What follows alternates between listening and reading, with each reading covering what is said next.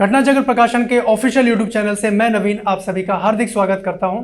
आज हम लोग बात करने वाले हैं यूपी पीसीएस के जो प्रश्न रहे त्रुटिपूर्ण उनके ऊपर। 14 प्रश्नों का संकलन हम लोगों ने किया है, उसको सोर्स के साथ हम लोग आपके सामने प्रस्तुत कर रहे हैं ताकि जब आप अपना ऑब्जेक्शन वाला फॉर्म फिल कर रहे हो तो सोर्स के रूप में इसको डायरेक्ट आप लोग अप्लाई कर सकते हैं।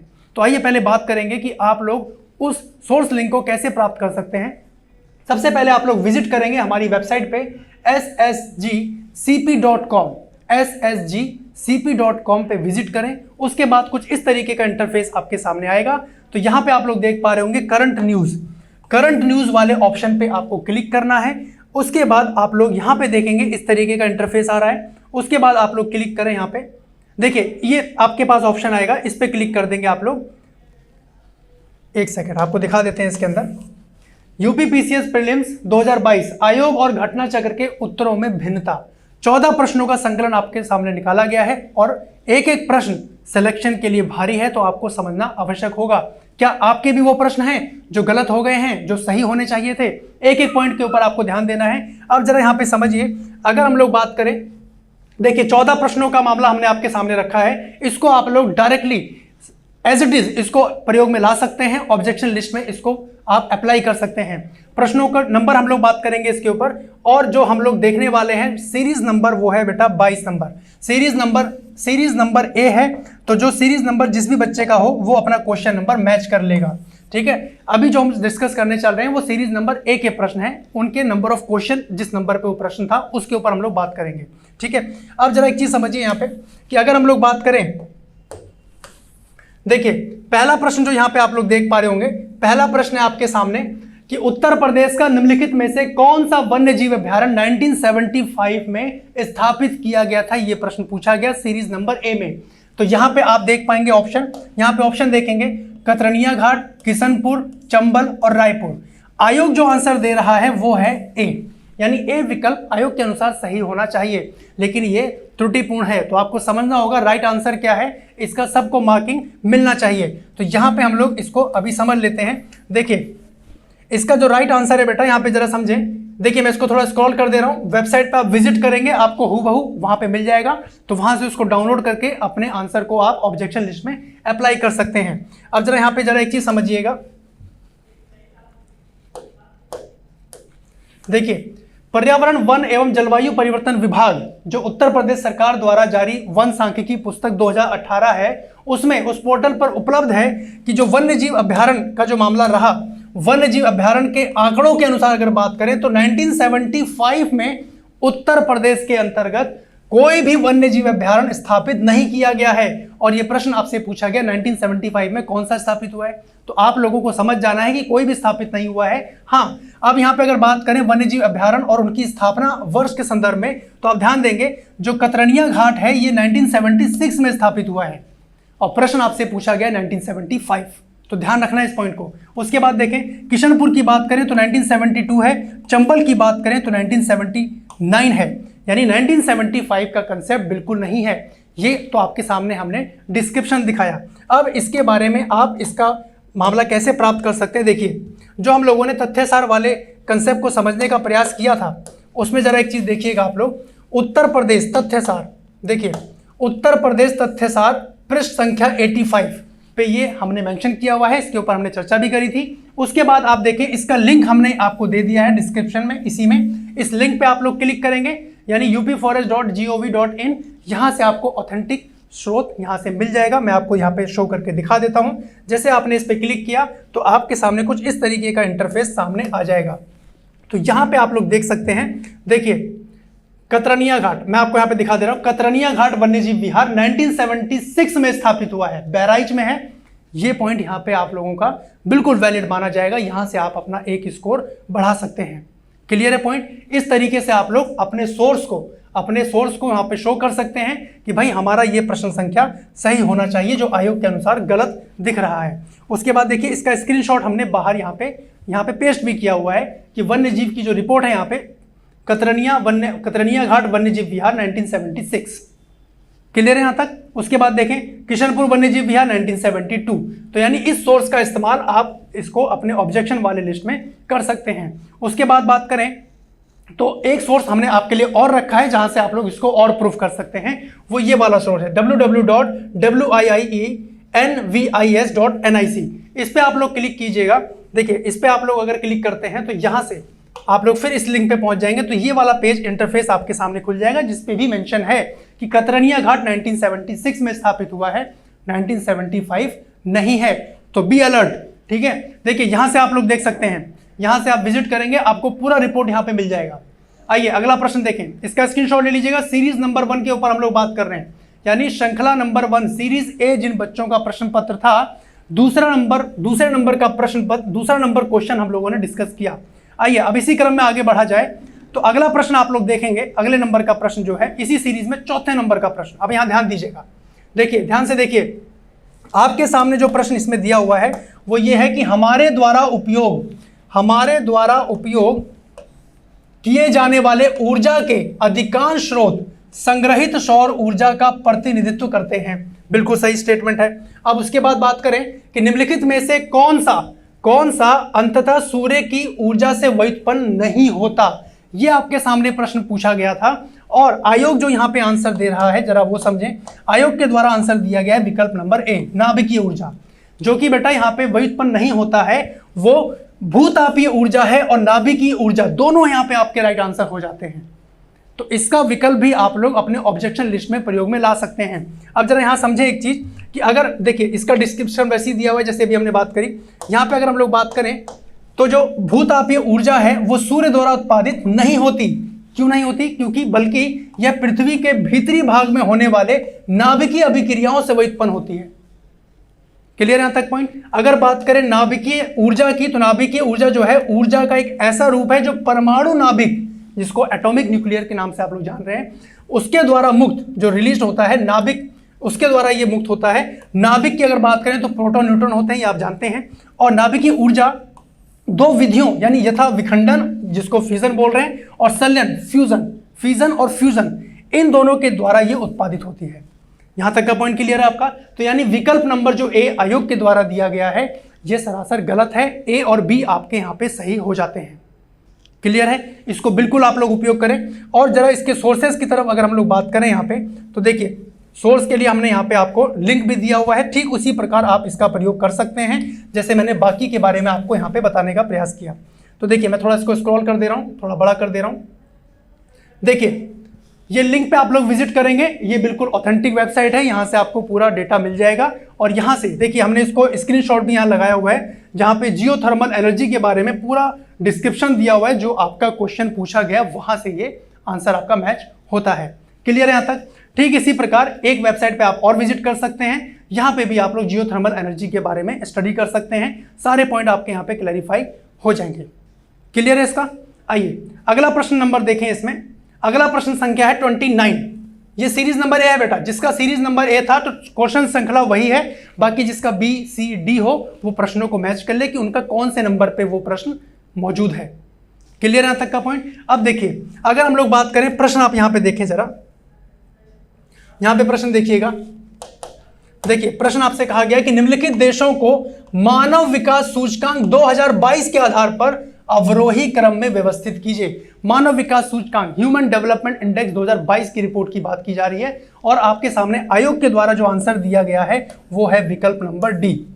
यानी यहां पे बोला गया है कि पहले ऑस्ट्रेलिया है, उसके बाद अवरोही क्रम यानी घटते क्रम में, उसके बाद चौथे नंबर पे, तीसरे नंबर पे हांगकांग, फिर आपको ऑस्ट्रेलिया नंबर दिया गया है, फिर जापान और फिर रूस। अब इसकी बात करें तो इसका आंसर विकल्प सही है ही नहीं, तो इसका राइट आंसर क्या होगा? अब जरा उसको ध्यान से समझिएगा, उसको आप लोग ध्यान से समझेंगे।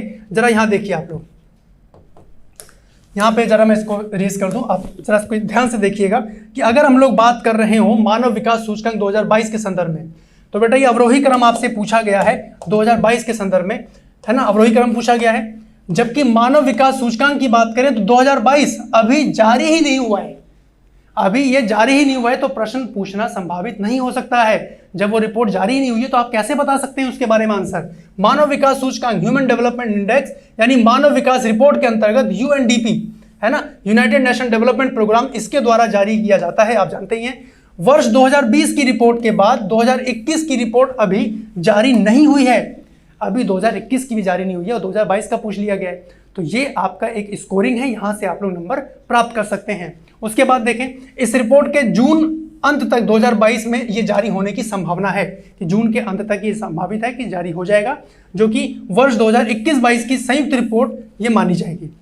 क्लियर है यहाँ तक? उसके बाद देखिए, आयोग द्वारा पूछा गया ये प्रश्न जो है त्रुटिपूर्ण प्रतीत होता है, जबकि मानव विकास रिपोर्ट 2020 जो जारी हुआ है उसके अनुसार ये जो रैंकिंग इन्होंने दी है वो एक्यूरेट है। तो प्रश्न तो गलत है, कहीं ना कहीं 2022 दे दिया है और वो रिपोर्ट है 2020 की। ठीक है, अब इसके सोर्सेज की अगर हम लोग बात कर लें, इसके सोर्सेज की अगर हम लोग बात करें तो मैं इसको इरेज कर दे रहा हूं।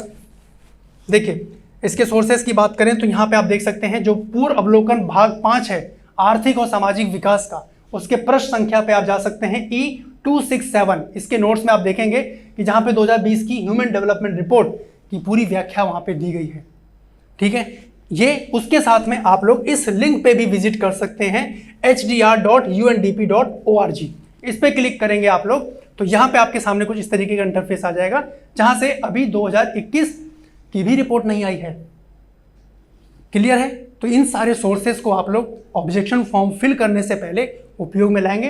पहले इनको तसल्ली से एक जगह कर लीजिएगा, फिर ऑब्जेक्शन लिस्ट जब आप फिल कर रहे हो तो वहां पे इसका प्रयोग आप लोग करें। अगला प्रश्न देखिए, अगला प्रश्न है 41 नंबर का, यानी 41वां प्रश्न आपको यहां पे दिया गया है। 41वें नंबर का प्रश्न देखिए क्या बोला गया, सूची 1 सूची 2 दी गई है, इनको सुमेलित करना है और सूचियों के नीचे दिए गए कूट से सही उत्तर आपको चयनित करना है। यहां पे एक तरफ आपको जैव आरक्षित क्षेत्र दिए गए हैं और इनके राज्य दिए गए हैं, यानी इनका मिलान आप लोगों को करना है। आपसे यहाँ पे जो आयोग के द्वारा प्रश्न दिया जाए है, आंसर दिया गया है, वो है आंसर नंबर बी, यानी इन्होंने कहा है कि जो मानस है वो असम में है। ठीक है, बिल्कुल सही है। उसके बाद बात करें बी का चौथा सुंदरवन पश्चिम बंगाल, बिल्कुल सही है। सी के दूसरे की बात करें नंदा देवी, ये उत्तर प्रदेश आंसर दे दिया गया है, जो कि उत्तराखंड में है बेटा, उत्तराखंड में है। ठीक है जी, तो यानी यहां पे अगर बात करें तो सी का दूसरा ये 2 जगह दिया हुआ है, और ए के चौथे की बात करें तो मानस पश्चिम बंगाल, ये नहीं हो सकता, ये होना चाहिए था, लेकिन कहीं ना कहीं यहां पे ये उत्तर प्रदेश ना होकर ये आपका उत्तराखंड हो जाता है। ठीक है जी, तो एक स्कोर आपका यहां पे भी बढ़ेगा। टोटल नंबर ऑफ क्वेश्चन 14 है, तो 14 क्वेश्चन बहुत हैं बच्चों, आप ध्यान से इसको समझें और एक जगह इसको संकलित करके तसल्ली पूर्वक अपनी श्रृंखला के अनुसार जो भी आपका हो सीरीज ABCD, उसको ध्यान पूर्वक देखते हुए क्वेश्चन नंबर मार्क करेंगे कि ये प्रश्न आपके सीरीज में कौन से नंबर पे दिया हुआ है, उसके अनुसार आप इसको हिट करेंगे। ठीक है, पंचमढ़ी तो ठीक है आपका मध्य प्रदेश है, लेकिन ये नंदा देवी वाला जो मामला है ये यहाँ पे डिस्टर्ब कर रहा है। ठीक है जी, तो इसको मैं इरेज कर रहा हूं। अब मैं आपको सोर्सेज दिखाता हूं इसके, जिसको आप लोग रीचेक कर सकते हैं। देखिए, सोर्स की बात करें अगर, देखिए अभी हमने यहाँ पे भी मेंशन किया हुआ है कि नंदा देवी जो है ये आपका उत्तराखंड है। ठीक है जी, सूची सेकंड क्रम में संख्या 2 जो है ये उत्तराखंड के स्थान पर उत्तर प्रदेश यहाँ पे दे दिया गया है, जो कि गलत है। नंदा देवी आप लोग जानते हैं उत्तराखंड में है। ठीक है, और ये सुमेलन संभव नहीं है और प्रश्न मूल्यांकन से बाहर किए जाने के योग्य भी है। दृष्टि 2021 का जो था पेज नंबर 122 पे देख सकते हैं, ये इसका पूरा डिस्क्रिप्शन आपको वहां पे मिल जाएगा। एक सोर्स तो आपका ये हुआ। दूसरा सोर्स जो आप लोग विजिट कर सकते हैं वो बेटा ये है आपका, देखिए उत्तराखंड tourism.gov.in, इस पे आप क्लिक करेंगे तो यहाँ पे इस तरीके का इंटरफेस आएगा और यहाँ पे पूरा ब्लॉक आप लोग देख सकते हैं, इसको एज इट इज प्रयोग में लाना है। ठीक है, चलिए अगला प्रश्न देखते हैं। इसमें अगला प्रश्न आपके सामने है कि जल जीवन मिशन, अब ध्यान से समझिएगा, इसमें आपके सामने प्रश्न है जल जीवन मिशन योजना किस वित्तीय वर्ष की बात हो रही है, किस वित्तीय वर्ष के केंद्रीय बजट में घोषित की गई थी। कौन सा वित्तीय वर्ष था जिसमें केंद्रीय बजट में ये योजना सामने आई है, जल जीवन मिशन? क्या वो 2022-23 है, 19-20, 21-22 या 20-21? तो आयोग के द्वारा जो आंसर दिया जा रहा है वो है विकल्प नंबर सी, यानी 2021-22। लेकिन आपको बता दें बेटा, ध्यान से समझे, यहाँ पे एक एक प्रश्न आपके लिए महत्वपूर्ण है। देखिए, अब 15 अगस्त 2019 को प्रधानमंत्री मोदी जी के द्वारा जल जीवन मिशन योजना ये लॉन्च की गई, जो कि केंद्रीय बजट 2019-20 में की गई थी। 19-20 would be your right answer, 19-20 में ये की गई थी, ये आपका राइट आंसर यहाँ पे होना चाहिए, लेकिन आयोग के द्वारा विकल्प नंबर गलत दे दिया गया है, तो यहाँ पे आप सतर्क रहें। देखिए 2019-20 में सुनिश्चित किया गया कि जल जीवन मिशन के तहत 2024 तक सभी ग्रामीण परिवारों को हर घर जल पाइपलाइन जल आपूर्ति सुनिश्चित करने हेतु इस योजना को लाया गया। और यहाँ पे एक चीज ध्यान दें, अब मैं आपको इसका सोर्स दिखा देता हूँ, सोर्स की तरफ बात करते हैं। देखिए, अगर इसके सोर्स की बात करें तो PIB है ना, पब्लिक इंफॉर्मेशन ब्यूरो .gov.in, इस पे विजिट करेंगे तो इस तरीके का इंटरफेस आएगा। यहाँ पे आप देख सकते हैं कि दिस न्यू मंत्रालय will look at the management of our water resources and water supply in the integrated and holistic manner. तो यहाँ पे आप सारी पॉइंट को देख सकते हैं जो कि ऑथेंटिक हैं, वेबसाइट पे सारा मेंशन यहाँ पे दिया गया है। 2024 तक ये सारा आपका हो जाएगा, ऐसा इसमें मेंशन है। ठीक है जी। देखिए, यहाँ पे भी हमने एक वेबसाइट और दी है आपको, 2019-20 वाले बजट में इसको पेश किया गया है। यहाँ से भी आपका ये प्रूफ हो जाता है। ठीक है जी, ये वाला पॉइंट।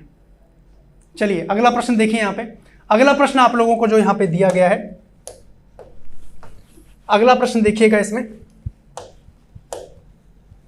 थोड़ा इसको बड़ा कर देते हैं, उम्मीद करो विजिबल हो रहा होगा। हालांकि आप लोग वेबसाइट पे विजिट करेंगे तो वहां से आप लोग इसको क्लियरली देख सकते हैं। थोड़ी इसकी जगह साफ कर देते हैं। अब जरा देखिए ध्यान से। अगला प्रश्न जो आप लोगों के सामने है कि बैसिलस हीमोफिलस इन्फ्लुएंजा ये कारक है, किस चीज का कारक है, ये आपके सामने प्रश्न पूछा गया है ना। छोटे बच्चों में मेनिंजाइटिस यानी मस्तिष्क ज्वर होता है, उसके स्वरूप का, या इन्फ्लुएंजा का, काली खांसी का, या निमोनिया का। आयोग के द्वारा जो विकल्प नंबर दिया गया है वो है C, काली खांसी का, जो कि गलत है। यहां पे ये दो चीजों का कारक ऑप्शन के अनुसार आता है। एक तो छोटे बच्चों में मेनिंजाइटिस यानी मस्तिष्क ज्वर का एक स्वरूप का कारक है। उसके बाद यहां पे देखेंगे आप लोग निमोनिया का भी ये कारक है ना। ये जो बैसिलस हीमोफिलस इन्फ्लुएंजा है ये आपका निमोनिया और छोटे बच्चों में मस्तिष्क ज्वर का कारक है। तो यानी दो विकल्प यहाँ पे सही हो जाते हैं। ठीक है, उसके बारे में जरा थोड़ा और डिटेलिंग देखिए आप लोग। थोड़ा स्कोर आगे कर देते हैं और अभी सोर्स के ऊपर भी बात करेंगे कि जहां से आप लोग इसको प्रूफ कर सकते हैं कि ये प्रश्न आयोग के द्वारा गलत मेंशन कर दिया गया है। देखिए, बैसिलस हीमोफिलस इन्फ्लुएंजा एक ग्राम नेगेटिव जीवाणु है जो कि नवजात शिशुओं में जीवाणु निमोनिया और मेनिंजाइटिस का कारक होता है। ठीक है, उसके बाद देखिए, जबकि इन्फ्लुएंजा जो है ये विषाणु जनित रोग है। इसके लिए आप लोग यहाँ पे ध्यान दें, इस वेबसाइट पे आप लोग विजिट कर सकते हैं जहां से ये ऑथेंटिक होता है ना, epi.dph.ncdhhs और .gov, इस पे आप लोग विजिट करें। यहाँ पे आपको पूरी डिटेल मिल जाएगी। देख लीजिए आप लोग, मेनिंजाइटिस और निमोनिया दोनों पॉइंट मेंशन है, मेंशन है यहाँ पे, तो आप लोग ध्यान से देखिए इसको। ठीक है जी, यहाँ पे मेंशन कर दिया गया है। अगला प्रश्न देखें, 70 नंबर क्वेश्चन है, 70 नंबर पे मेंशन है। ठीक है, अब यहाँ पे ध्यान से समझिएगा। प्रश्न पूछा गया कि हिंदुस्तान समाजवादी प्रजातंत्र संघ के संस्थापक कौन थे। एक एक पॉइंट ध्यान से समझना है, हर एक प्रश्न अपने लिए इंपॉर्टेंट है और हर एक नंबर सिलेक्शन के लिए भारी है, तो एक भी गलती ना छूट जाए। ध्यान से समझते चलें। गोपेन चक्रवर्ती, फणिंद बनर्जी या धरणी गोस्वामी। अब देखिए, ये ऑप्शन सारे आप देख रहे हैं और जो आयोग का जो प्रारंभिक उत्तर आया है इसमें वो है विकल्प नंबर बी, यानी यतीन्द्रनाथ, अजय घोष और फणिंद्रनाथ घोष, यानी ये आंसर आयोग ने दिया है। अब जरा यहाँ पे समझिए, जो राइट आंसर है इसमें कोई भी सही आंसर नहीं होता है। प्रश्न क्या था, हिंदुस्तान समाजवादी प्रजातंत्र संघ, इसकी बात हो रही है। अब जरा यहाँ ध्यान से समझें। देखिए, यहाँ पे आप लोग पूरा डिस्क्रिप्शन देख सकते हैं। हिंदुस्तान समाजवादी, थोड़ा इसको समझें आप लोग। हिंदुस्तान समाजवादी प्रजातंत्र संघ यानी हिंदुस्तान सोशलिस्ट डेमोक्रेटिक यूनियन नाम से कोई भी संस्था इतिहास में रही नहीं है। कोई संस्था जब इस नाम से थी नहीं तो कौन व्यक्ति उससे संबंध रखेगा, कौन व्यक्ति उसके संबंध में होगा। दूसरा पॉइंट देखिए यहाँ पे, और एक अगर आप देखें श्री कृष्णन सरला की पुस्तक है इंडियन रिवोल्यूशंस 1757-1761 वॉल्यूम 3। यहाँ पे भगत सिंह, चंद्रशेखर आजाद, सचिंद्रनाथ सान्याल, इन सभी के द्वारा 1928 में 1928 में जो गठित संस्था थी उसका नाम था हिंदुस्तान समाजवादी प्रजातंत्र संघ। हिंदुस्तान समाजवादी प्रजातंत्र संघ ये बताया गया है इस बुक के अंतर्गत, इस बुक में चर्चा की गई है। लेकिन अब ध्यान से सुनिए, परंतु तत्कालीन दस्तावेज की अगर बात करें जो प्रमाणिक है, डॉक्यूमेंटेड है, इतिहास की प्रमाणिक पुस्तकों को अगर वहां पे बात कर रहे हो तो इस संस्था का नाम हिंदुस्तान सोशलिस्ट रिपब्लिकन एसोसिएशन यानी हसरा देखने को मिलता है। हिंदुस्तान सोशलिस्ट रिपब्लिकन एसोसिएशन ये है इसका एग्जैक्ट नाम। अगर आप अच्छी बुक का अध्ययन करेंगे तो एक वॉल्यूम 3 में इसमें भली चर्चा की गई है, लेकिन जो ऑप्शन विकल्प दिए गए हैं उनके नाम की कोई चर्चा नहीं है। तो इसका मतलब ये आपका आंसर यहाँ पे कोई भी विकल्प सही नहीं होता है। आगे देखिए जरा इसमें। अब दूसरी तरफ अगर बात करें, जो विकल्प आपको ऑप्शन में दिए गए हैं, देखिए दूसरी तरफ अगर बात करें तो जो विकल्पगत संस्थापक की बात की गई है, उनके सदस्य के नामों पे अगर विचार करें तो यतीन्द्र नाथ मुखर्जी, इनका तो 1915 में ही ये शहीद हो गए थे। 1915 में ही ये शहीद हो गए थे, यानी उसके बाद ये अस्तित्व में नहीं रहे। तो यानी गोपीन चक्रवर्ती की बात करें, धरणी गोस्वामी की बात करें तो कलकत्ता अनुशीलन समिति के ये सदस्य थे, साम्यवादी आंदोलन से जुड़े हुए थे, मेरठ षड्यंत्र में अभियुक्त भी थे, परंतु दोनों हसरा के सदस्य नहीं थे। समझ पा रहे हैं? हर एक पॉइंट इंपॉर्टेंट है यहाँ पे। व्योमेश चंद्र बनर्जी की बात करें तो आप जानते ही इनके बारे में, उदारवादी नेता हैं, भारतीय राष्ट्रीय कांग्रेस के पहले अध्यक्ष भी रहे हैं, और हसरा के संस्थापक सदस्यों की दृष्टि से कोई भी विकल्प यहाँ पे सही नहीं होता है। आइए अब इसके ऑथेंटिक डॉक्यूमेंट की बात करें तो आप लोग देखेंगे जो पूर्व अवलोकन नंबर 2 भारतीय इतिहास 2022 वाला जो है, प्रश्न नंबर बी 489, वहां पे पूरा डिस्क्रिप्शन आपको दिया गया है। यानी यहां से प्रमाण एक तो ये आपको मिल जाता है। दूसरे प्रमाण की तरफ बात करें तो जरा उसको देखिए। दूसरा प्रमाण मैं आपको यहां पे दिखाता हूं।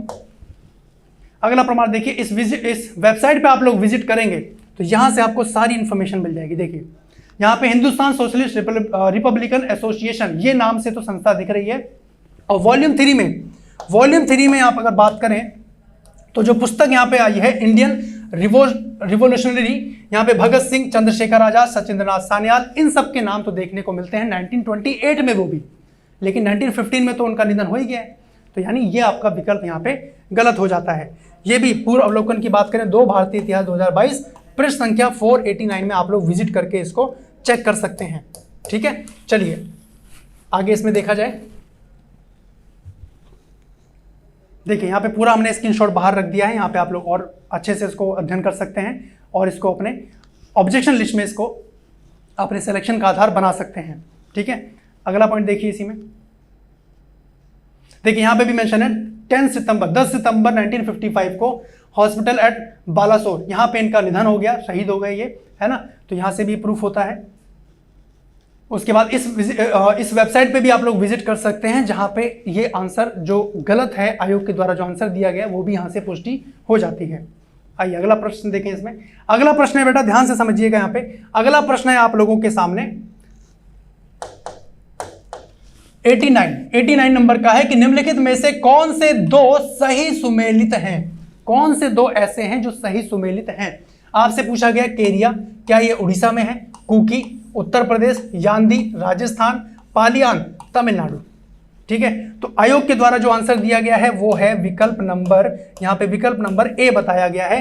यानी केरिया ये यहाँ पे सही है, जनजाति उड़ीसा से बिलोंग कर रही है, और पालियान तमिलनाडु से बिलोंग कर रही है, ये यहाँ पे दिया गया है ना। आइए अब इसमें एक चीज और आपको बताना चाहेंगे कि हाँ ये बिल्कुल सही है कि अगर इंग्लिश वर्जन वाला प्रश्न हम देखें, अगर वहां पे और अगर हिंदी वर्जन में कोई त्रुटि हुई है तो इंग्लिश वाला वर्जन ही मान्य होगा। ये बात आप लोग भी जानते हैं, लेकिन यहाँ पे फिर भी सतर्क रहना है। आप लोग इसको ऑब्जेक्शन लिस्ट में डाल सकते हैं। क्यों? क्योंकि इसका जो राइट आंसर यहाँ पे आता है, यानी कोई भी विकल्प यहाँ पे सही नहीं बैठ रहा है। अगर हम लोग इसके रिपोर्ट की बात करें, जो statistical profile of scheduled tribes की बात करें, 2011 की जनगणना के जो आंकड़े सामने आए हैं उसके अनुसार कुकी जनजाति पूर्वोत्तर भारत में पाई जाती है, ना कि उत्तर प्रदेश में। पहला तो यही हो गया, वो तो ठीक है, विकल्प में वो है ही नहीं, है ना। उसके बाद यान्दी की बात करें तो ये मुख्यतः आंध्र प्रदेश में पाई जाती है, तो यहाँ तक भी आयोग बिल्कुल सही है, ना कि राजस्थान में। यहाँ तक आयोग बिल्कुल सही है। लेकिन अगर बात करें पालियान की, तो पालियान केरल में पाई जाती है बेटा, तमिलनाडु में नहीं है। तमिलनाडु में नहीं है। तमिलनाडु में जो पाई जाती है वो पल्लियान है, अभी बात करेंगे इसके ऊपर। जबकि तमिलनाडु में पल्लियान, देखिए शब्द का हेरफेर है और कहीं ना कहीं नंबर चला जाएगा इसके संदर्भ में, तो सतर्क रहिएगा। अभी इसके ऊपर और जरा समझें। उड़ीसा में खरिया जनजाति पाई जाती है, ना कि कैरिया। कौन सी जनजाति है? खरिया जनजाति है। ये पॉइंट यहाँ पे आप लोगों को ध्यान रखना है, ये उड़ीसा में है, ना कि केरिया। केरिया जनजाति उड़ीसा की नहीं है, ये बात ठीक है। और आप ये भी देख सकते हैं पूर्व अवलोकन 3 में सामान्य भूगोल जो नामक पुस्तक है 2022 की, पृष्ठ संख्या CA 74 में इसका भी डिस्क्रिप्शन दिया गया है, तो इसको वहां से भी देख के कंठस्थ कर लीजिएगा आप लोग। आइए अब जरा इसके ऑथेंटिक और स्रोत की बात करें, जो आप लोग वेबसाइट के माध्यम से भी देख सकते हैं, उसको जरा समझने का प्रयास कीजिएगा। देखिए यहां से आप देखेंगे travel.nic.in, ये पूरा लिंक हमने दिया हुआ है, तो आपको ज़्यादा इसमें मेहनत करने की आवश्यकता नहीं है। सीधा लिंक पे क्लिक करेंगे, वहां से स्क्रीनशॉट लेके यह सब हमने बनाया हुआ है, यहां से आप लोग सीधा ऑब्जेक्शन कर सकते हैं। अब यहाँ पे देखें, उड़ीसा की बात करें अगर हम लोग, तो उड़ीसा में देखिए खरिया जनजाति है ना, खरियन जनजाति, कैरिया जनजाति की कोई चर्चा नहीं है, उड़ीसा की बात हो रही है। उसके बाद देखिए जरा यहाँ पे तमिलनाडु की बात करें, तो यहाँ देखिए तमिलनाडु में आपके सामने जो यहाँ पे जनजाति की बात हुई है, जिसके बारे में प्रश्न है ये, तो देखेंगे आप पल्लियान, ये तमिलनाडु में है, लेकिन जो प्रश्न पूछा गया है वो कहीं ना कहीं आप लोगों का केरल चला जाता है। क्लियर है यहाँ तक का पॉइंट? तो ये सोर्स आप लोग ऑथेंटिक बना सकते हैं इसको। आइए अगले प्रश्न की तरफ चर्चा करें। अगला प्रश्न देखिए 91 नंबर का प्रश्न है, 91। यहां पे प्रश्न मैं थोड़ा इसको स्क्रॉल कर दे रहा हूं, विजिबल होगा आप लोगों के लिए। बाकी इस वेबसाइट का लिंक आप लोगों को डिस्क्रिप्शन बॉक्स में दे दिया जाएगा, जस्ट उस पर क्लिक करिए, पहले इस वीडियो को समझ लीजिए कैसे इसको अप्लाई करना है, क्या चीजें, अभी इसके ऊपर भी मैं बात करूंगा आपके सामने। ठीक है, तो देखिए सूची 1 सूची 2 आपको दी गई है, और यहाँ पे सूचियों के नीचे कुछ कूट दिए गए हैं, यानी इसको आपको बताना है ग्रंथ हैं और उनके रचनाकार हैं। ठीक है जी, यहाँ पे सुमेलित करना है बेसिकली, और आपके सामने यहाँ पे जो आयोग आंसर दे रहे हैं वो है बी, यानी रागमाला के राइटर कौन है? पुंडरीक विट्ठल। ठीक है जी, यहाँ तक मामला। बी की बात करें तो रसक कौमुदी की बात करें तो श्रीकंठ है, ये भी बिल्कुल सही है। राग विबोध की बात करें तो ये सोमनाथ है, ये भी बिल्कुल, यहाँ तक आयोग बिल्कुल सही है, नो डाउट। लेकिन जब चतुर्दंडी प्रकाशिका की बात कर रहे हैं तो यहाँ वेंकट रमन दे दिया है, जो कि ये यहाँ पे गलत हो जाता है। तो यानी यहाँ पे विकल्प नंबर बी सही नहीं है। अब यहाँ पे सही आंसर क्या है जरा वो समझिए। यहाँ पे वेंकट मखिन है, जो राइट नाम है वो वेंकट मखिन है। अभी मैं आपको दिखाता हूँ, यहाँ पे देखिए राइट आंसर, देखिए वेंकट मखिन यहाँ पे आपका राइट आंसर होगा, वेंकट रमन नहीं है। देखिए इस वेबसाइट पे आप लोग विजिट करें, ये लिंक हमने आपके ऑथेंटिकेशन के लिए डाल दिया है, www.thehindu.com। ये पूरा लिंक आपके सामने हमने रखा हुआ है, इस पे आप लोग क्लिक करेंगे, यहाँ पे आपको पूरा डिस्क्रिप्शन मिल जाएगा। ठीक है जी, यहाँ पे आप लोग क्लिक करेंगे, मैं आपको दिखा देता हूँ करके। जैसे आपने इस पे क्लिक किया तो देखिए ये है वेंकट मखिन, पूरा नाम जो है इनका, देखिए यहाँ पे नाम देखिए इनका, वेंकट मखिन नाम है पूरा, वेंकट रमन नाम नहीं है। क्लियर है यहाँ तक? आइए अगले पॉइंट की तरफ बात करें, तो यहाँ पे ध्यान से समझें। अगला प्रश्न,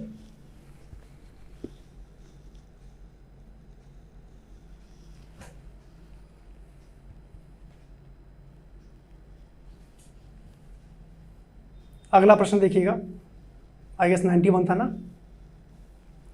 देखिए 89 हो गया है, उसके बाद हमने बात करी 91 पे, तो यहां से आपको क्लियर हो गया कि वेंकट मखिन है यहाँ पे आपका राइट आंसर, वेंकट मखिन। क्लियर है जी, इस वेबसाइट पे क्लिक करेंगे आप अपने राइट आंसर पे पहुंच जाएंगे। अगला प्रश्न देखिए 96 नंबर का है, सीरीज नंबर ए में 96 नंबर का है, और यहां पे आपसे प्रश्न कहा गया है कि नीचे 2 वक्तव्य दिए गए हैं और एक को अभिकथन ए और दूसरे को उसका कारण कहा गया है। एक स्टेटमेंट है और दूसरा उसका रीजन बताया गया है, तो आपको ये बताना है इसमें कि कौन सा कूट, कौन सा यहाँ पे कथन कारण उसका उत्तर का सही चयन होगा। तो पहला अभिकथन बोल रहा है कि भूमध्य सागरीय जलवायु के क्षेत्रों में वर्षा शीत ऋतु में होती है ना, तो यहां तक तो बिल्कुल सही है। भूमध्य सागरीय जलवायु के बारे में आप अध्ययन किए हैं, जो कि कहीं ना कहीं भारत की जलवायु की अगर बात करें तो उसकी विपरीत कहीं ना कहीं देखने को मिलती है। उसके बाद बात करें नेक्स्ट पॉइंट, कारण जो दिया जा रहा है, गर्मियों में ये क्षेत्र शुष्क स्थलीय हवाओं के प्रभाव में रहते हैं। ठीक है, अब यहाँ पे आयोग के द्वारा जो आंसर दिया गया है वो है विकल्प नंबर बी, यानी ए तथा आर दोनों सही हैं अपनी जगह, लेकिन आर ए की सही व्याख्या करता है, ये ऐसा कहा जा रहा है। लेकिन जो सही आंसर है बेटा वो ध्यान रखें कि ए आर दोनों सही हैं, कोई डाउट नहीं है इसमें, लेकिन जो आर है, जो कारण है, वो अपने ए की सही व्याख्या नहीं कर रहा है। ठीक है भाई, भूमध्य सागरीय जलवायु के क्षेत्रों में वर्षा शीत ऋतु में होती है, यहां तक बिल्कुल सही है। उसके बाद गर्मियों में क्षेत्र शुष्क स्थलीय हवाओं के प्रभाव में रहते हैं, ये स्टेटमेंट भी सही है जो इसका कारण है, लेकिन ये एक ही व्याख्या नहीं कर रहा है। थोड़ा आइए इसके सोर्स की तरफ बात करें। देखिए इसकी व्याख्या नहीं कर रहा है ना। यूपीपीसीएस मेंस 2004 से ये मिलता जुलता प्रश्न है। 2004 में जब यूपीपीसीएस का मेंस हुआ था उसमें भी ऑब्जेक्टिव टाइप प्रश्न थे, तो उससे हुबहू मिलता जुलता प्रश्न है। वहां पे प्रश्न संख्या देख सकते हैं, पूर्व अवलोकन में मेंशन है। भूगोल 2022 में पृष्ठ संख्या है CB 196 और प्रश्न नंबर है 21। यहां से आप लोग स्वयं मैच कर सकते हैं। अब आइए जरा इसके ऊपर बात करें कि इसका और ऑथेंटिक सोर्स आप लोग क्या देख सकते हैं। ठीक है जी। आइए अगला देखिए, यहाँ पे आप लोग मेडिटेरियन क्लाइमेट के बारे में देख सकते हैं, है ना। उसके बाद पुनर्मुद्रित संस्करण 2019 है, ये हमने इसका स्क्रीनशॉट लगाया हुआ है, यहाँ पे आप लोग इसका अध्ययन कर सकते हैं। इस स्क्रीनशॉट को आप अपने आंसर के लिए प्रयोग में ला सकते हैं। भौतिक भूगोल की बात करें, जो सविंदर सिंह की जो बुक है उसमें भी इसका डिस्क्रिप्शन दिया हुआ है, तो वहाँ से भी इसको हम एज ए सोर्स के रूप में इस्तेमाल कर सकते हैं। अगला प्रश्न देखिए, अगला प्रश्न जो दिया गया है 105 नंबर का प्रश्न है, काराकुम मरुस्थल निम्नलिखित में से किस देश में स्थित है। काराकुम मरुस्थल किस देश में स्थित है, ये आपसे प्रश्न सिंपल सा पूछा गया है, ठीक है। ये ताजिकिस्तान, कजाकिस्तान, तुर्कमेनिस्तान या किर्गिस्तान। तो आयोग के द्वारा जो आंसर दिया गया है वो है विकल्प नंबर सी, तुर्कमेनिस्तान, जो कि गलत है। ये कई सारे तुर्कमेनिस्तान में तो है नो डाउट, लेकिन 70% हिस्सा है उसमें, है ना। तो ये आपका राइट आंसर जो होगा सी और बी दोनों, यानी कजाकिस्तान में भी इसका 30% कुछ हिस्सा देखने को मिलता है। देखिए काराकुम मरुस्थल जो है एक बड़ा भाग मध्य एशिया के तुर्कमेनिस्तान में है, विस्तारित है, इसमें कोई डाउट नहीं है, तुर्कमेनिस्तान में है। लेकिन तुर्कमेनिस्तान के 70% से भी अधिक भूभाग पर ये यहाँ पे आच्छादित है। और मरुस्थल का नवीनतम विस्तार की अगर बात करें तो कजाकिस्तान के अरल क्षेत्र में भी हुआ है, चर्चा में भी था, तो यहाँ से प्रश्न संभावित था तो पूछा भी गया, ठीक है, जिसे वहां अरल काराकुम के नाम से भी जाना जाता है, इसमें कोई डाउट नहीं है। उसके बाद आगे देखिए इसमें, अब देखिए ये भी यहाँ पे कहीं ना कहीं मेंशन किया गया है, इस नाम से जाना जाता है। क्योंकि विकल्पों में दोनों ही देश मेंशन है तो प्रश्न यह मूल्यांकन से बाहर किए जाने योग्य बिल्कुल है। और काराकुम का जो शाब्दिक अर्थ है वो है काला रेत, यानी बात करें तो ब्लैक सैंड के नाम से इसको जाना जा रहा है। और इसके सोर्स के रूप में बात करें तो पूर्व अवलोकन भूगोल की पुस्तक 2022 वाली जो है पृष्ठ संख्या CB 76, उसमें आप लोग इसको और क्लैरिफाई कर सकते हैं। यहाँ पे आप देख सकते हैं विकिपीडिया है काराकुम पेज पे, उस पर भी जाके विजिट कर सकते हैं, ठीक है। अब जरा यहाँ पे एक चीज जरा समझें, इसके लिए हमने एक लिंक आपको दिया हुआ है, इस लिंक पे भी विजिट करेंगे तो यहाँ पे आपको पूरा सेगमेंट देखने को मिल जाएगा। क्लियर है? देखिए कजाकिस्तान, तुर्कमेनिस्तान यहाँ पे भी मेंशन है पूरा, और ये आप पूरा यहाँ पे इस वेबसाइट पे भी देख सकते हैं। ये सारे सोर्स हमने इसमें संलग्न किए हुए हैं, तो आपको इसमें ज़्यादा वर्कआउट नहीं करना है, पहले इस वीडियो को समझ लीजिए कैसे आपको इसको अप्लाई करना है उसके ऊपर, है ना। आइए अगला प्रश्न देखिए जरा यहाँ पे। अगला प्रश्न है आप लोगों के सामने, प्रश्न संख्या है 116 नंबर का प्रश्न है आप लोगों की स्क्रीन पे, जिनका सीरीज नंबर रहा होगा A, उन पे हूबहू प्रश्न मिल जाएगा 116। लता मंगेशकर के संबंध में निम्नलिखित में से कौन सा कथन सही है, यह आपसे पूछा गया है ना। तो इस नीचे दिए गए कूट के अनुसार आप लोगों को सही उत्तर का चयन करना था। प्रश्न संख्या ध्यान से समझेंगे 116 है, पूछा गया है लंदन के रॉयल एल्बर्ट हॉल में प्रस्तुति देने वाली वह प्रथम भारतीय कलाकार थी, क्या यह सही है। उसके बाद अंतरराष्ट्रीय मंच पर उनका प्रथम कार्यक्रम लंदन के रॉयल एल्बर्ट हॉल में हुआ था। तो यहां पे आयोग के द्वारा जो आंसर दिया गया है वो है विकल्प नंबर A, यानी दोनों स्टेटमेंट सही हैं आयोग के अनुसार।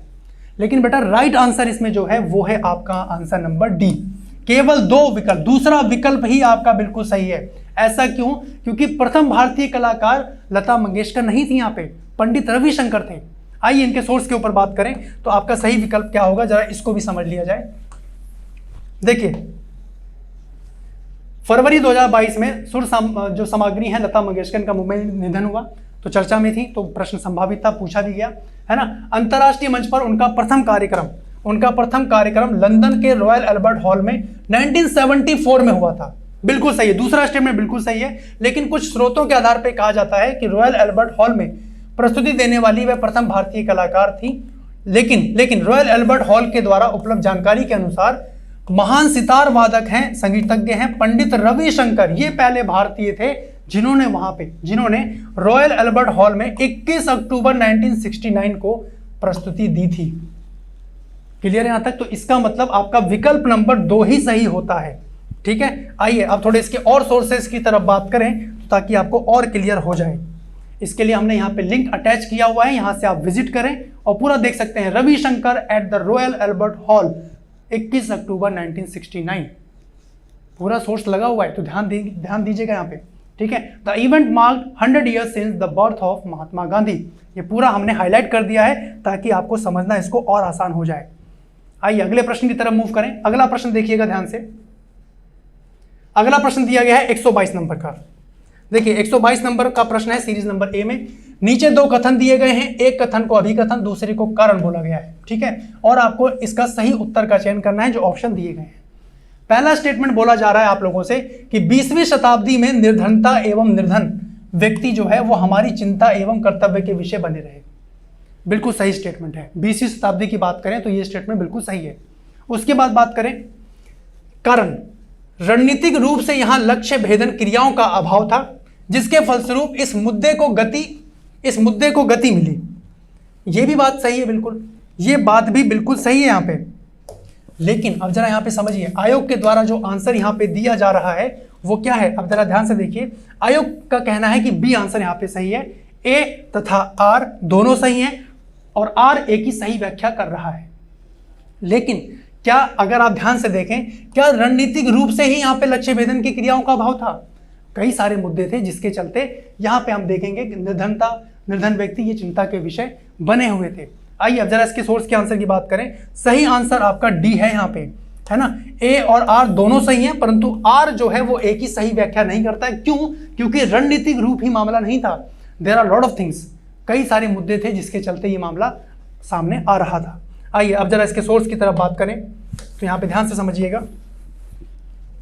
देखिए मैं थोड़ा इसको स्क्रॉल कर दे रहा हूं। देखिए 20वीं शताब्दी में निर्धनता एवं निर्धन व्यक्ति हमारी चिंता एवं कर्तव्य के विषय बने, क्योंकि 20वीं शताब्दी में वैश्विक स्तर पर हुए विविध परिवर्तनों के कारण इस मुद्दे पर ध्यान नहीं दिया गया। विविध परिवर्तन, रणनीतिक रूप से यहां लक्ष्य भेदन क्रियाओं का अभाव रहा, इसलिए इस मुद्दे को गति मिली। कई सारे परिवर्तन थे। उसके बाद दिए गए दोनों कथन सही हैं, परंतु अभी कथन जो है कारण की सही व्याख्या नहीं कर रहा है, तो विकल्प नंबर डी यहां पे आपका राइट आंसर हो जाता है। अब आइए जरा इसके सोर्स की तरफ बात करें कि जिसका उपयोग आप लोग कर सकते हैं। देखिए यहां पे हम लोगों ने pdf.usaid.gov यहां पे पूरे लिंक पे आप लोग क्लिक करेंगे, आप अपने राइट आंसर पे पहुंच जाएंगे। जरा इस पे क्लिक करें तो देखिए यहां पे आप लोग इसका अध्ययन कर सकते हैं। यहां पे पूरी डिटेलिंग आप लोगों को मिल जाएगी। जो प्रश्न आपके सामने रखा गया है वो कहीं ना कहीं गलत हो जा रहा है। आइए अगला प्रश्न नंबर है 127। प्रश्न विजिबल हो रहा होगा। देखिए प्रश्न नंबर है 127। अब जरा देखिए यहाँ पे कि दक्षिण पूर्व एशिया में स्थित बोर्नियो द्वीप के संदर्भ में निम्नलिखित कथनों में से कौन सा कथन सही है। ये आपसे प्रश्न पूछा गया है, कौन सा कथन सही है। अब दिख रहा होगा प्रश्न, ठीक है। देखिए यहां पे आयोग के द्वारा जो आंसर दिया गया है वो है आंसर नंबर बी, कि भाई बी सही है। केवल एक कि यह 3 देशों में विभाजित है। उसके बाद इनकी उत्पत्ति ज्वालामुखी निक्षेपों के द्वारा हुई है, यानी आयोग के द्वारा बोला गया है कि इनके द्वारा इसकी उत्पत्ति नहीं हुई है।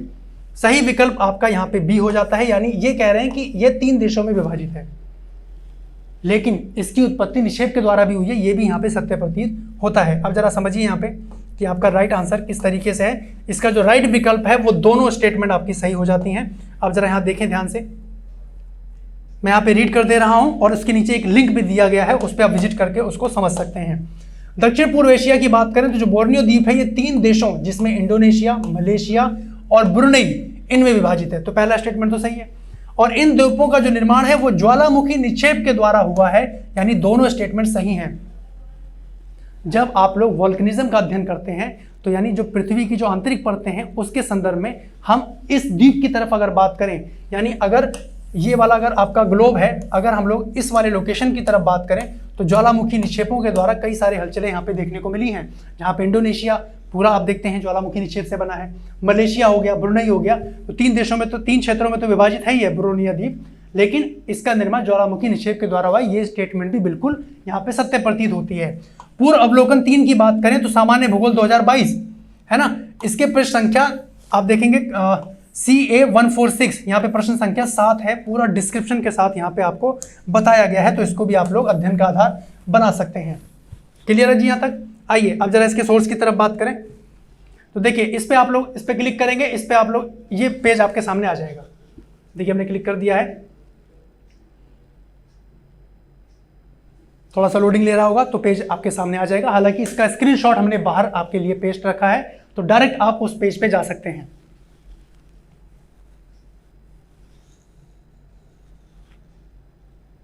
देखिए इस तरीके का पेज आ जाएगा आपके सामने, यहाँ पे पूरा मेंशन किया गया है ना। देखिए यहाँ पे igneous activity is a direct response to chemical and tectonic process, यानी यहाँ से प्रूफ होता है कि जो यहाँ पे निक्षेप है, ज्वालामुखी निक्षेप है, उसके द्वारा इनका निर्माण हुआ है। ये पूरा आपके सामने सेगमेंट आ रहा होगा। देखिए इस तरीके से आप देख सकते हैं पूरा, और ये रहा मैप के माध्यम से दिखाने का प्रयास किया गया है कि ब्रुनेई हो गया इधर इस तरफ, आपका इंडोनेशिया वाला रीजन है और मलेशिया वाला रीजन, यानी पूरा रीजन ये वाले की अगर बात करें तो ये 3 क्षेत्रों में तो बटा है, ज्वालामुखी निक्षेपों के द्वारा भी ये सामने आया हुआ है। ठीक है जी, तो ये थे आपके बच्चों 14 प्रश्न। 14 प्रश्न थे जिनमें त्रुटियां थी, 14 क्वेश्चन थे जिनमें त्रुटियां थी, और आप इनका प्रयोग करके ऑथेंटिक सोर्स के जरिए जब आप लोग वेबसाइट पे विजिट करेंगे तो वहाँ पे ऑब्जेक्शन फॉर्म ओपन होगा, तो वहाँ पे अपने सीरीज के अनुसार प्रश्न संख्या को मिला लें कि आपके अगर 20 सीरीज है तो यहाँ पे जो चौथे नंबर पे प्रश्न है वो आपकी श्रृंखला में कौन से नंबर पे है, पहले उसको हाईलाइट कर लीजिए। फिर जब आप ऑब्जेक्शन पे जाएंगे तो प्रश्न संख्या आपको एंटर करनी होगी कि भाई आपका ये प्रश्न है इस श्रृंखला का। उसके बाद आपको सोर्स भी एंटर करना होगा, तो सोर्स के लिए हमने आपको पूरे ऑथेंटिक सोर्स दिए हुए हैं, तो यहाँ से आप डायरेक्ट उसका इस्तेमाल कीजिए। और अगर कोई आयोग का विभाग का कोई व्यक्ति ये वीडियो देख रहा है तो मेरी रिक्वेस्ट है कि इन प्रश्नों पे आप जरूर नज़र डालें, है ना, और इस पे जितना बेहतर हो सकता है छात्रों को लाभ उसका मिल सके, क्योंकि हर एक नंबर चयन के लिए कहीं ना कहीं बहुत इंपॉर्टेंट है। और हर एक छात्र जो तैयारी कर रहा है, छात्राएं जो तैयारी कर रही हैं, एक एक नंबर से पूरा साल उनका डिस्टर्ब हो जाता है। तो मेरी यही विनती है, ये रिक्वेस्ट है कि इस पर जरूर ध्यान दिया जाए और इसका छात्रों को लाभ मिले, मैं यही कहना चाहता हूँ।